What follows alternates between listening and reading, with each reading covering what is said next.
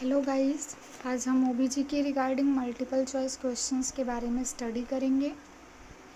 First question है, first movement of the baby field by mother are known as. देखिए, पहला question है कि मदर के द्वारा सबसे पहला जो बेबी का मूवमेंट होता है, जो मदर को फील होता है, उसे हम क्या कहेंगे।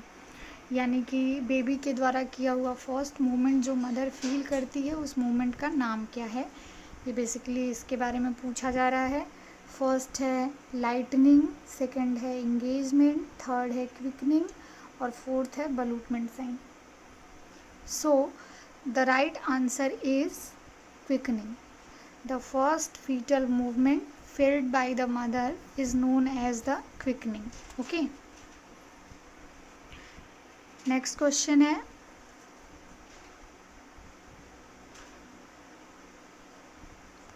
सेकेंड क्वेश्चन है, which of the following are the external structure of female genitalia. यानी female genitalia as we all know कि दो पार्ट में डिवाइड किया जाता है, एक्सटर्नल एंड इंटरनल। तो इस क्वेश्चन में पूछा जा रहा है कि जो फीमेल जेनाइटेलिया का एक्सटर्नल स्ट्रक्चर है वो किन किन स्ट्रक्चर से मिलकर के बना हुआ है, या हम कह सकते हैं कि इसमें से कौन कौन सा स्ट्रक्चर जो है वो फीमेल जेनाइटेलिया का एक्सटर्नल स्ट्रक्चर है। ओके, तो फर्स्ट है labia majora, labia minora, cervix and hymen. Okay, second है labia majora, labia minora, cervix and ovary. Third है labia majora, labia minora, cervix and clitoris. Fourth option है labia majora, labia minora, clitoris and Bartholin gland. तो जो labia majora और labia minora है, ये दोनों तो जो है आउटर जेनाइटेलिया या हम कह सकते हैं एक्सटर्नल जेनाइटेलिया के पार्ट होते हैं। लेकिन जो सर्विक्स है, सर्विक्स जो है वो यूट्रस के लोअर पोर्शन को बेसिकली कहते हैं, जहाँ पे आकर के वो नैरो हो जाता है, तो इसलिए ये एक्सटर्नल का पार्ट नहीं है। तो पहले ऑप्शन के अंदर जो है ऑप्शन नंबर ए, इसके अंदर भी सर्विक्स है इसलिए ये नहीं है। सेकंड के अंदर भी सर्विक्स है इसलिए ये भी नहीं है। थर्ड के अंदर भी सर्विक्स है इसलिए ये भी नहीं है। नेक्स्ट क्या है, labia majora, labia minora, clitoris और बर्थोलिन ग्लैंड। तो जो हमारा राइट आंसर है answer number D, labia majora, labia minora, clitoris and Bartholin gland. ये सारे स्ट्रक्चर जो है वो एक्सटर्नल स्ट्रक्चर के अंतर्गत आते हैं, फीमेल जेनाइटेलिया के एक्सटर्नल स्ट्रक्चर के अंतर्गत। ओके,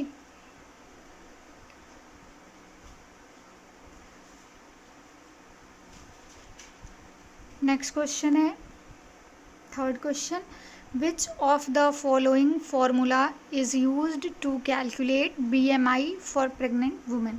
यानी कि प्रेग्नेंट वुमेन जो होती हैं उनके अंदर BMI बॉडी मास इंडेक्स को कैसे हम कैलकुलेट करते हैं, यानी कैलकुलेट करने का फॉर्मूला क्या है। तो बेसिकली जो है जो प्रेग्नेंट वुमेन होती हैं उनके अंदर पहला जो ऑप्शन है वेट एंड हाइट, नेक्स्ट है weight upon age of gestation, next है height square upon weight, next है वेट अपॉन हाइट स्क्वायर। तो हमारा जो करेक्ट आंसर है ये है answer number D, weight upon height square. Okay, next question है question number 4, the first diploid cell of the new offspring is known as. यानी कि जब बेबी का हम कह सकते हैं कि फर्टिलाइजेशन के बाद जो ऑफस्प्रिंग बनता है, यानी कि फीटस बनने के पहले जो भी सबसे पहला फेज़ होता है, बेसिकली एम्ब्रियो बनने के पहले भी, ठीक है। तो उस पहले सेल को हम क्या कहते हैं, जिस टाइम पे फर्टिलाइजेशन होता है, फर्टिलाइजेशन होने के बाद जो सेल है वो जो है जब डिप्लॉयड सेल, सबसे पहला डिप्लॉयड सेल बनता है, उस टाइम पे हम उसको क्या कहते हैं। ऑप्शन नंबर ए है मोरुला, सेकंड है जाइगोट, थर्ड है फीटस, फोर्थ है बेबी। तो हमारा जो करेक्ट ऑप्शन है वो है option number B, zygote. Okay, basically जो कह सकते हैं कि फर्टिलाइजेशन के बाद जो सबसे पहला सेल बनता है या ऑफस्प्रिंग बनता है, न्यू ऑफस्प्रिंग जिसको हम कह सकते हैं, उसका नाम क्या है? जाइगोट। ओके, नेक्स्ट क्वेश्चन है question number 5। Which of the following is not an objective of postnatal care? Postnatal care क्या होता है? यानी कि care which is provided after delivery. ठीक है, डिलीवरी के बाद में, या हम कह सकते हैं लेबर के बाद में फीमेल को जो केयर प्रोवाइड की जाती है उस केयर को हम क्या बोलते हैं? Postnatal care. तो इस क्वेश्चन में पूछ रहा है कि पोस्टनेटल केयर का ऑब्जेक्टिव इसमें से कौन सा नहीं है। ये नहीं पूछ रहा है कि कौन सा है, ये पूछ रहा है कि कौन सा नहीं है। तो फर्स्ट है to assess the health status of mother and baby, यानी कि मदर और बेबी जो है, बच्चा जो है, उन दोनों के हेल्थ स्टेटस को एसेस करना या मॉनिटर करना। तो ये सही है, यानी कि ये ऑब्जेक्टिव के अंदर आएगा। यानी जब डिलीवरी हो जाती है या लेबर कंप्लीट हो जाता है तो हम मदर को और बेबी को एसेस करते हैं किसी भी तरीके के एबनॉर्मलिटीज़ के लिए, किसी भी तरीके के कॉम्प्लिकेशंस के लिए। ओके, तो ये नहीं होगा क्योंकि ये पूछ रहा है नॉट, कौन सा नहीं है। सेकंड है to impart family planning guidance, family planning guidance को इम्पार्ट करना। ओके, तो बेसिकली ये भी आंसर सही नहीं है, क्योंकि जो फैमिली प्लानिंग है, बेसिकली फैमिली प्लानिंग के बारे में बताना, ये पोस्टनेटल केयर का ऑब्जेक्टिव है। यानी कि जब हम पोस्टनेटल केयर किसी भी फीमेल को प्रोवाइड करते हैं तो हम उस फीमेल को, या हम बेसिकली कह सकते हैं कपल को, फैमिली प्लानिंग के बारे में बताते हैं ताकि उसके बाद में अर्ली प्रेगनेंसी को रोका जा सके। क्योंकि दो बच्चों के बीच में जो मिनिमम गैप होना चाहिए वो 3 ईयर का होना चाहिए, ताकि जो मदर है उतने टाइम में अपने आप को वापस से हेल्दी बना सके, या उसका जो कंडीशन है वो स्टेबल हो सके, ताकि नेक्स्ट प्रेगनेंसी में किसी भी तरीके का कॉम्प्लिकेशन ना आए। ओके, नेक्स्ट क्या है? To detect any inadequacy in the pelvis, यानी पेल्विस जो है उसके अंदर किसी भी तरीके के इनएडिक्वेसी को डिटेक्ट करना। ठीक है, तो बेसिकली यही क्या है? करेक्ट ऑप्शन है, क्योंकि पोस्टनेटल केयर के अंदर हम पेल्विक के अंदर पहले से प्रेजेंट किसी भी तरीके की इनएडिक्वेसी को डिटेक्ट नहीं करते हैं। ठीक है, नेक्स्ट क्या है? To detect and treat any gynaecological condition arising out of obstetrical condition, यानी इसके अंदर अगर पोस्टनेटल केयर के अंदर हम उन एबनॉर्मेलिटीज़ को भी या उन कंडीशन को भी फाइंड आउट करते हैं और ट्रीट करते हैं जो कि अचानक से अराइज हो गई है, कोई भी गायनेकोलॉजिकल कंडीशन, तो उसको भी हम करते हैं। लेकिन पेल्विक इनएडिक्वेसी को हम इसमें डिटेक्ट नहीं करते हैं। ठीक है, इनएडिक्वेसी का मतलब क्या हो गया कि एडिक्वेट है या नहीं है। ठीक है, next question, question number 6। Which sign differentiate the eclampsia from pre eclampsia, यानी एक्लेम्सिया और प्री एक्लेम्सिया बेसिकली दोनों को डिफ्रेंशिएट करने वाला साइन कौन सा है? इसके अंदर कौन सा ऐसा साइन है जो इन दोनों कंडीशन को अलग अलग करता है? पहला जो है हाइपरटेंशन। तो हाइपरटेंशन जैसा कि सबको मालूम है, हाइपरटेंशन जो है प्री एक्लेम्सिया के अंदर भी देखा जाता है और एक्लेम्सिया के अंदर भी देखा जाता है। नेक्स्ट क्या है? सीजर। ठीक है, नेक्स्ट क्या है? एडीमा। एडीमा जो है ये भी प्री एक्लेम्सिया के अंदर भी होता है और एक्लेम्सिया के अंदर भी होता है। शॉक की कंडीशन होती नहीं है। ठीक है, मतलब ये कॉम्प्लिकेशन के अंदर आएगा, ये बेसिकली हम ये नहीं कह सकते हैं कि ये कोई साइन है। ठीक है, अब बचा क्या? सीजर। तो बेसिकली सीजर एक ऐसा कंडीशन है जो प्री एक्लेम्सिया के अंदर देखने को नहीं मिलता है। यानी प्री एक्लेम्सिया, अगर हम प्री एक्लेम्सिया के बारे में यहाँ बात करें तो 3 मेन साइन जो है वहाँ पे हमें दिखाई देते हैं। पहला जो है हाइपरटेंशन, सेकंड जो है एडीमा और थर्ड जो है प्रोटीनयूरिया। ठीक है, तो बेसिकली जिन फीमेल्स के अंदर, यानी प्रेगनेंसी के टाइम ड्यूरेशन में, प्रेगनेंसी के टाइम पे जिन फीमेल्स के अंदर ये तीनों साइन नज़र आते हैं, बेसिकली उस कंडीशन को हम बोलते हैं प्री एक्लेम्सिया। और अगर टाइम पे ये कॉम्प्लिकेशन या ये कंडीशन ठीक नहीं किया गया, ट्रीट नहीं किया गया या इस पे ध्यान नहीं दिया गया, तो यही प्री एक्लेम्सिया की कॉम्प्लिकेशन जो है या जो कंडीशन है वो कॉम्प्लिकेट होकर के किस में कन्वर्ट हो जाती है, एक्लेम्सिया में। तो एक्लेम्सिया में कन्वर्ट होने के बाद इसमें एक मेन साइन जो है वो जुड़ जाता है जिसको हम बोलते हैं सीजर्स। बेसिकली वो टॉनिक क्लॉनिक सीजर्स होते हैं। तो बेसिकली यहाँ पे यही जो सीजर्स की कंडीशन है ये एक्लेम्सिया और प्री एक्लेम्सिया को डिफ्रेंशिएट करने का काम करती है। Okay,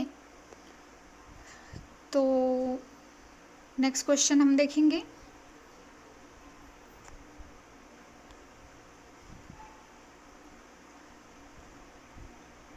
question number 7।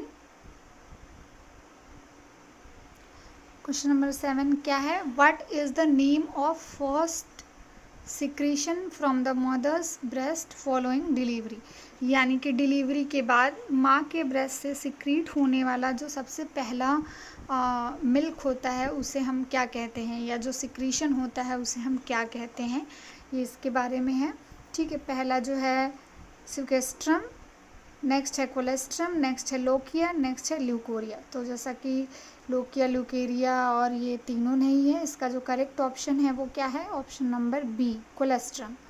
ठीक है, तो डिलीवरी के बाद मदर के ब्रेस्ट से जो सिक्रीशन निकलता है या हम कह सकते हैं जो मिल्क निकलता है, उस फर्स्ट मिल्क को या फर्स्ट सिक्रीशन को हम कोलेस्ट्रम के नाम से जानते हैं। ओके, नेक्स्ट है question number 8। Who was discovered the partograph, यानी पाल्टोग्राफ को किसने डिस्कवर किया था? इसमें doctor R.H. Philpott, doctor A.L. मुलेदियर, डॉक्टर विलियम सो, डॉक्टर सिरोडकर। ठीक है, इन चारों में से जो किसने जो है पाल्टोग्राफ को सबसे पहले खोजा था या डिस्कवर किया था या यूज़ किया था, बेसिकली इसका जो करेक्ट ऑप्शन है वो क्या है? Doctor R.H. फिलपोर्टर। ठीक है, डॉक्टर R.H. फिलपोर्टर ने सबसे पहले जो है पाल्टोग्राफ को डिस्कवर किया था। ओके, नेक्स्ट क्वेश्चन है क्वेश्चन नंबर 9। क्वेश्चन नंबर 9 है which hormone is helpful in the growth of ovarian follicle. Ovarian follicle जो कि ओवरी के अंदर प्रेजेंट होता है, तो ओवरी के अंदर प्रेजेंट ओवेरियन फॉलिकल के ग्रोथ के लिए कौन सा हार्मोन जो है वो रिस्पॉन्सिबल है? पहला जो है फॉलिकल स्टिमुलेटिंग हार्मोन, सेकेंड है ल्यूटिनाइजिंग हार्मोन, थर्ड है एस्ट्रोजन, नेक्स्ट है प्रोजेस्ट्रॉन।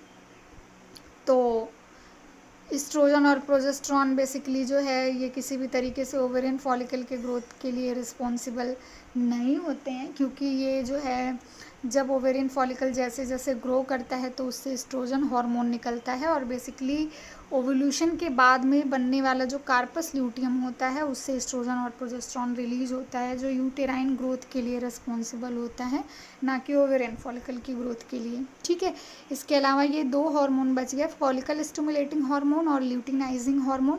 तो बेसिकली फॉलिकल स्टिमुलेटिंग हार्मोन क्या है? करेक्ट ऑप्शन है। फॉलिकल स्टिमुलेटिंग हार्मोन बेसिकली कैसे काम करता है? ये जो है ओवेरियन फॉलिकल के ग्रोथ के लिए रिस्पॉन्सिबल होता है, इसके नाम से ही पता चल रहा है, जो फॉलिकल्स को स्टिमुलेट करने का काम करता है, जिसकी वजह से जो ओवेरियन फॉलिकल्स हैं वो क्या करती हैं? ग्रो करती हैं। ठीक है, जब वो ग्रो कर लेती हैं, मैच्योर हो जाती हैं, तब हम उसे ग्राफियन फॉलिकल्स के नाम से जानते हैं। और बेसिकली जब फॉलिकल स्टिमुलेटिंग हार्मोन जो है रिलीज़ होता है और ये ओवेरियन फॉलिकल का ग्रोथ करवाता है, तो ग्रो कर रहे ओवेरियन फॉलिकल से एस्ट्रोजन हार्मोन रिलीज़ होता है। ये oestrogen hormone follicle stimulating hormone के लिए नेगेटिव फीडबैक मैकेनिज्म का काम करता है, जिसकी वजह से फॉलिकल स्टिमुलेटिंग हार्मोन जो है वो रेड्यूस हो जाता है, कम हो जाता है, ताकि फर्दर जो फॉलिकल है उसका ग्रोथ ना हो, क्योंकि एक मंथ में एक ही ओवेरियन फॉलिकल का ग्रोथ होता है, जो भी डोमिनेट ओवेरियन फॉलिकल होता है उसी का ग्रोथ होता है। तो जब फॉलिकल स्टिमुलेटिंग हार्मोन कम होता है तो उस टाइम पे जो है LH हार्मोन जो है वो रिलीज़ होता है पिट्यूटरी ग्लैंड से। LH हार्मोन यानी कि ल्यूटिनाइजिंग हार्मोन, जो हार्मोन जो है ओवेरियन फॉलिकल के रप्चर होने के लिए रिस्पॉन्सिबल होता है, जिसकी वजह से जो ओवेरियन फॉलिकल है ये रप्चर होता है और उसमें से जो है ओवम रिलीज़ होता है। तो इसी ओवम के रिलीज़ होने के प्रोसेस को हम ओवुलेशन के नाम से जानते हैं। फिर उसके बाद जो है कार्पस ल्यूटियम बनता है, जिससे कि एस्ट्रोजन और प्रोजेस्टेरोन दोनों जो है वो रिलीज़ होते हैं। ओके, सो नेक्स्ट क्वेश्चन है क्वेश्चन नंबर 10। क्वेश्चन नंबर 10 है how much amount of total weight gain during pregnancy, यानी कि प्रेगनेंसी के टाइम पे, यानी टोटल जो है तीनों ट्राइमेस्टर को मिला करके, या हम कह सकते हैं जो 9 मंथ का टाइम ड्यूरेशन होता है, टोटल 9 मंथ में कितना टोटल वेट गेन किसी फीमेल के अंदर होना चाहिए या होता है। ठीक है, ये इसके बारे में पूछ रहा है। फर्स्ट ऑप्शन है 6 kg, नेक्स्ट है 8 kg, नेक्स्ट है 11 kg, नेक्स्ट है 14 kg। ठीक है, तो हमारा जो करेक्ट ऑप्शन है option number C 11 kg। Okay, कि किसी फीमेल के टोटल जो वेट गेन होते हैं ड्यूरिंग प्रेगनेंसी वो होता है 11 kg। ओके, सो यहाँ पे हमने 10 मल्टीपल चॉइस क्वेश्चंस के बारे में स्टडी किया। आई होप आपको समझ आया होगा और अच्छा लगा होगा। Thank you.